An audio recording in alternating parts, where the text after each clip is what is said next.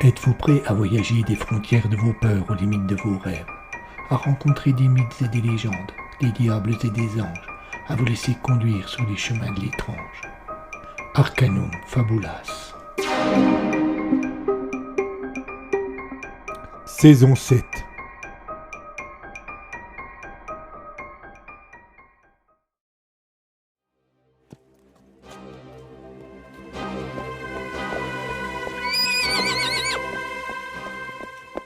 Ce village nous semblait la proie idéale. Quelques paysans égarés au milieu d'une forêt.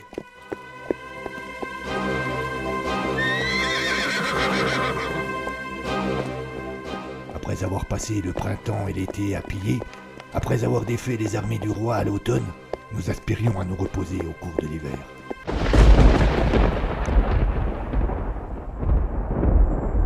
Mais ce village n'était pas un village ordinaire, et son secret va nous mener en enfer. Cernunnos, la naissance du diable. Épisode 9.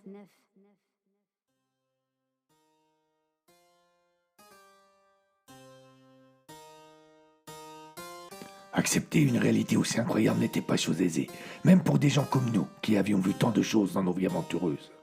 Certes, dans mon enfance, lorsque je me rendais encore à l'église avec mes parents, j'avais entendu le curé parler de Dieu et du diable. Pendant longtemps, j'ai cru dans le premier et préféré ignorer le second. Puis mon chemin de vie me menant sur des champs de bataille terribles, sur des souffrances indescriptibles, j'avais cessé de prier le bien et m'étais même parfois revendiqué du mal. Mais ce n'était rien de concret, c'était juste une vision des choses, un jeu intellectuel qui me permettait de me jouer de la morale. Aujourd'hui, je me trouvais confronté au mal, au vrai mal. Moi et les miens en étions victimes. Cela changeait terriblement la façon de voir les choses. Nous restâmes longtemps avec Claudius, Harold et Gaënor à échanger sur notre périlleuse situation. Je ne sais combien de fois l'un ou l'autre me demanda si j'étais certain que le village était cerné.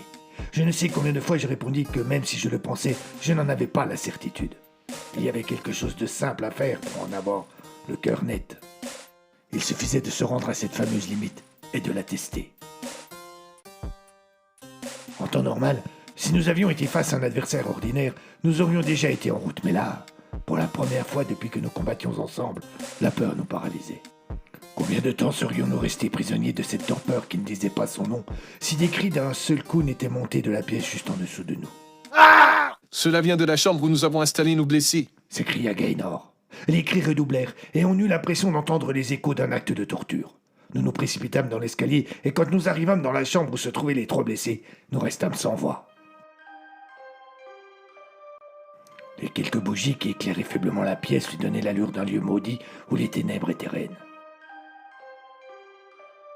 Sur trois paillasses installées au sol, nos trois camarades blessés se tordaient de douleur dans une demi-conscience. Ils roulaient à droite, puis à gauche. Ils hurlaient. Parfois, ils se mobilisaient un court instant avant de se mettre à trembler violemment. Je remarquai sur celui qui était le plus proche de moi que, dans un moment où les convulsions les envahissaient, ils ouvraient les yeux et que leurs pupilles étaient dilatées comme s'ils étaient en train de contempler les flammes de l'enfer. Et puis, le cycle recommençait. Pierre, notre barbier chirurgien qui veillait sur le rétablissement de nos camarades, semblait totalement dépassé par la situation. Il courait de l'un à l'autre, tentant de calmer celui-ci, de réveiller celui-là. Il était tellement en panique qu'il n'avait même pas remarqué notre arrivée. Sans hésiter, nous lui portâmes immédiatement assistance. Quand il vit que nous venions l'aider, il nous cria quelques consignes, mais aucune de nos actions ne semblait pouvoir calmer les malheureux. Leurs cris finirent par atterrer d'autres camarades, et nous nous retrouvâmes bientôt suffisamment nombreux pour immobiliser les blessés. Ils n'étaient cependant pas décidés à se laisser faire. Des coups de pied, des coups de poing et des cris de colère fusèrent. Si dans un premier temps nous nous laissâmes surprendre par ces réactions, nous fûmes finalement en position de force, et la seule chose que nous ne pûmes empêcher, ce fut les cris. En les voyant ainsi, j'eus vraiment l'impression que nos malheureux amis étaient possédés. Décrire les instants qui suivirent est, ma foi, bien difficile, entre les cris des uns et des autres et l'agitation indescriptible qui régnait dans la pièce. On eût pu se croire sur un champ de bataille où il aurait été impossible de savoir qui combattait qui. Et puis, d'un seul coup, comme une tempête qui s'éloigne après avoir dévasté un pays, nos trois blessés retrouvèrent leur calme. Plus de cris, plus de tremblements, plus de gestes brusques. Ils s'endormirent comme si Morphée était venu les surprendre dans leur délire. Nous hésitâmes à les lâcher de peur qu'ils ne reprennent de nouveau leur étrange et terrifiante danse. Mais non, ils restèrent calmes, les yeux fermés, la respiration lente et sereine. Je m'approchai alors de Pierre.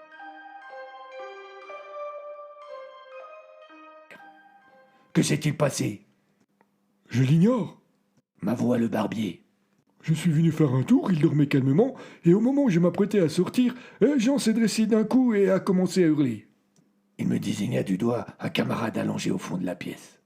Avant de poursuivre, Pierre se frotta le visage et se laissa aller contre le mur. Je suis immédiatement allé vers lui en lui demandant ce qui lui arrivait, et là... Là quoi? J'ai vu ses yeux révulsés, son visage déformé.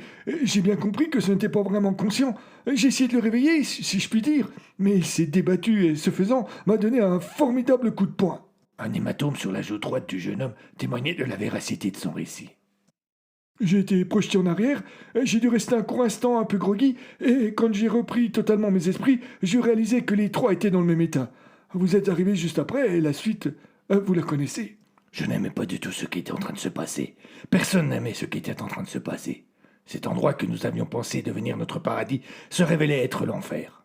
Le reste de la nuit fut plus calme. Nous nous retrouvâmes tous dans la pièce principale de la ferme et nous dûmes bien révéler aux autres l'ensemble des faits dont nous disposions. Difficile de définir quel fut le sentiment principal qui domina parmi nos camarades. Un mélange de colère et de peur, une dose de trahison, peu importe. Ce sentiment fut à l'origine de tensions. Et ces tensions conduisirent à de vives discussions qui s'étalèrent jusqu'au bout de la nuit. Parfois, nous frôlâmes même la bagarre généralisée, et certains se firent menaçants et agressifs. Un tel état de fait laissait surtout transparaître notre désarroi face à une situation qui nous échappait totalement. Très vite, plusieurs pistes se dégagèrent sans qu'aucune ne reçoive l'assentiment de la majorité. Pour certains, il ne faisait aucun doute que les villageois en savaient bien plus qu'ils ne voulaient le dire, et que, quitte à les menacer, quitte à aller encore plus loin, nous devions les faire parler. Pour d'autres, le récit d'Arnold montrait fort bien ce qu'il fallait faire, retrouver le démon que nous avions vu dans la ferme et le brûler.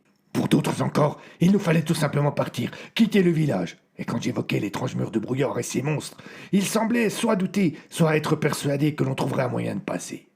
Pour les derniers, enfin, il fallait rester ici et se défendre contre toute menace. Mais peut-on vraiment combattre des démons? Vu qu'aucune des différentes solutions ne semblait faire l'unanimité, la décision allait donc revenir à Gaynor Thomas, notre chef. Depuis le temps que je connaissais le Gallois, c'était la première fois que je le voyais aussi désœuvré. Quand la fatigue se fit trop grande chez chacun, quand tous les arguments furent utilisés, brandis et affichés, quand il ne resta plus assez de colère pour poursuivre ces débats stériles, tous se tournèrent vers Gaynor. C'est Harold, si je me souviens bien, qui siffla la fin de la partie. Alors qu'un ultime combattant un peu plus vivace que les autres s'apprêtait à relancer les échanges, l'Irlandais, qui était resté absent pendant toute la durée des discussions, se dressa d'un bond. Son impressionnante carrure et sa longue chevelure rousse lui donnaient l'aspect d'un titan invincible, et personne n'osa le défier, même en parole. « Cela suffit maintenant. Gaynor, Dit-il en se tournant vers ce dernier. C'est à toi de décider. Donne-nous tes ordres. » Enfin, il y eut le silence, et tous se tournèrent vers Thomas. Ce dernier avait les yeux perdus dans le vague. Il ne semblait pas présent. Il se trouvait à des centaines de lieues du personnage charismatique et chaleureux auquel nous avions tous promis d'obéir. Très vite, le silence fut dérangeant, et Harold se crut obligé d'insister. « Parle, Gaynor, nous avons besoin de toi. » Mais Gaynor se contenta de se frotter le menton. Un léger murmure commença à se faire entendre dans la salle. L'espace d'un instant, je me mis à craindre que le groupe ne vienne à sombrer dans le chacun pour soi et le diable pour tous. Puis les murmures augmentaient, plus ma crainte également. Je ne devais pas laisser cela arriver, je devais garder la cohésion du groupe. Je fis un pas en avant pour prendre la parole, mais à ce moment précis, Gaynor s'exprima. « Oui, tu as raison, Harold. C'est à moi de décider. Alors voilà ce que nous allons faire. »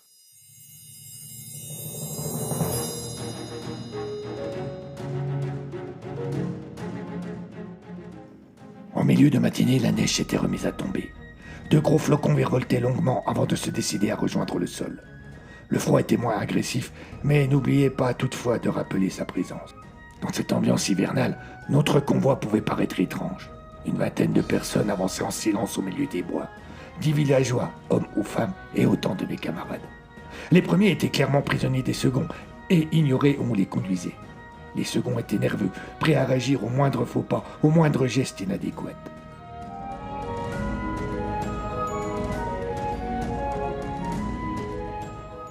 Tout avait commencé plus tôt dans la journée. Sur les ordres de Gaënor, nos hommes s'étaient rendus dans chaque ferme et avaient invité, sans courtoisie ni ménagement, tous les occupants à venir sur la place du village. Un ou deux qui avaient voulu se montrer rebelles avaient reçu un coup de poignée d'épée. Cela avait suffi à les faire changer d'avis. À les voir tous réunis devant l'église sous la garde vigilante des nôtres, on eût dit un troupeau de bovins qu'on allait conduire à l'abattoir. Ils murmuraient entre eux, cherchant à trouver des mots qui pouvaient les rassurer, mais il était évident que la situation n'avait rien du tout de rassurante. Lorsque Gaënor, Harold, Claudius et moi-même arrivâmes, le silence revint parmi les prisonniers. Tranquillement, sans nous presser, nous commençâmes à déambuler parmi eux. Nous nous arrêtions au hasard pour en dévisager un, puis un autre, et parfois, sans aucune raison apparente, on le désignait du doigt. Immédiatement, deux de nos hommes venaient chercher la personne et la traînaient à l'extérieur du groupe. Y avait-il une logique dans nos choix? Quelque chose de rationnel? Non, aucunement. Tout au plus un petit côté sadique. J'avoue que cela nous amusait de voir la peur sur leur visage. Malgré la gravité de la situation, nous n'étions pas prêts à renoncer au plaisir que donne parfois le pouvoir absolu. Bientôt, un groupe de 6 hommes et 4 femmes, presque toutes choisies par Harold, fut séparé du reste des villageois. À ce moment seulement, Gaënor s'adressa aux autres.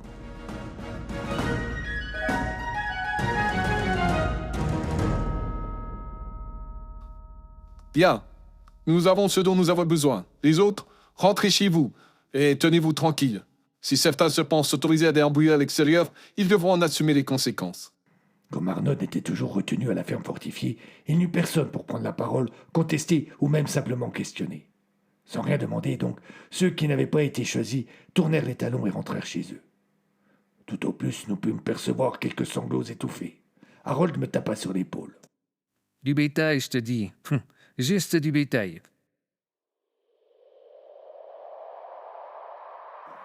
Immédiatement après, nous nous étions mis en route.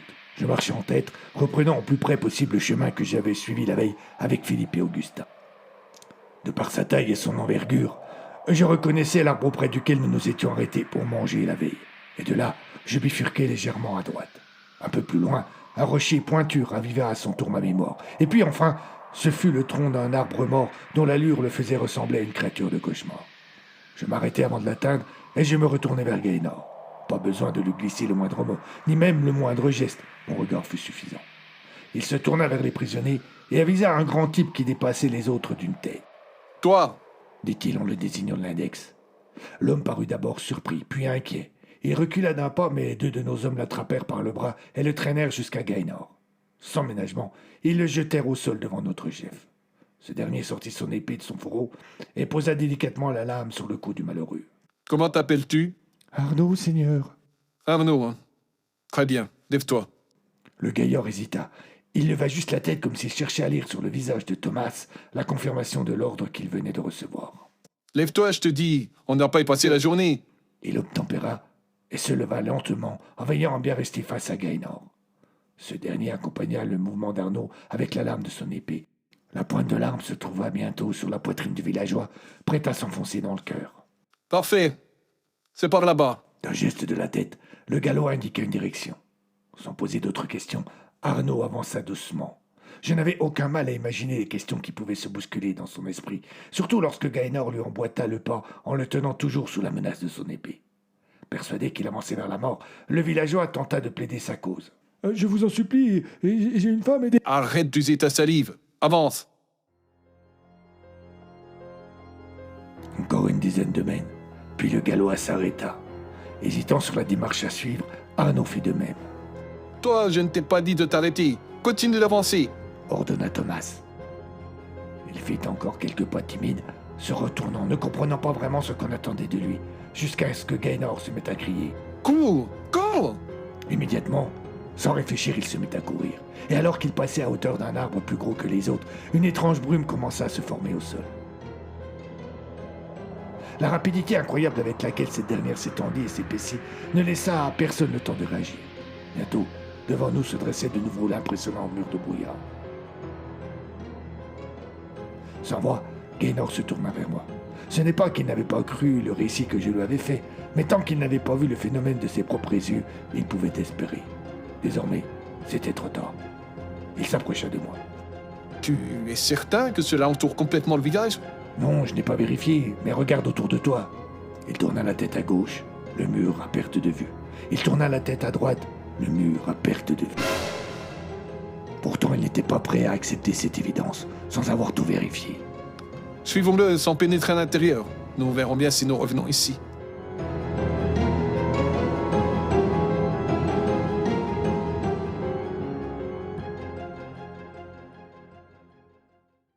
Il fit un signe pour que tout le monde se remette en marche, mais à ce moment précis, un cri sortit du brouillard, puis des appels au secours. Nous nous regardâmes, mais aucun d'entre nous ne prit le risque d'entrer dans le brouillard. Les cris résonnèrent de nouveau. Un objet fut projeté hors de la brume et alla frapper violemment le tronc d'un arbre. Ce ne fut que lorsqu'il heurta le sol que nous pûmes voir qu'il s'agissait du cadavre d'Arnaud. Le malheureux avait des traces de griffures sur le visage et de morsures sur le reste du corps. Son sang avait donné une teinte pourpre à l'ensemble de ses vêtements. Je m'approchai de lui et me penchai sur son corps des fois que, mais il était bel et bien mort. « Regardez » hurla quelqu'un derrière moi. En me retournant, je constatai que le brouillard avait disparu. « Plus d'êtres vivants à l'intérieur. » fit remarquer Gaënor. « Pour pouvoir le suivre et s'assurer qu'il n'y a pas de passage, nous devons le voir. » Il se tourna vers les prisonniers, en choisit un second et l'envoya sans hésiter vers une mort certaine.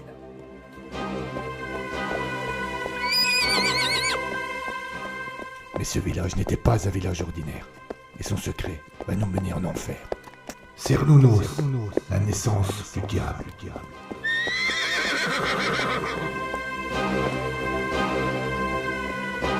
À suivre.